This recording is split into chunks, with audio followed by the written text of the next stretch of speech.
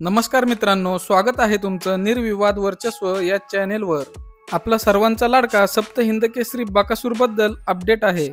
बकासूरची मागील 3 मैदाने पावसामुळे रद्द झाली, त्यामुळे बकासूरला चांगलाच आराम मिळाला। आणि आता तुम्हाला माहितच असेल, बकासूरला जास्त आराम दिला की तो शांत राहत नाही, म्हणजेच तो गोठ्यात शांत बसत नाही। तसेच आता बकासूरचे पुढील नियोजन हे फिक्स झाले आहे। चला तर पाहूया कोणत्या मैदानात आपला सर्वांचा लाडका सप्त हिंद केसरी बकासूर येणार आहे।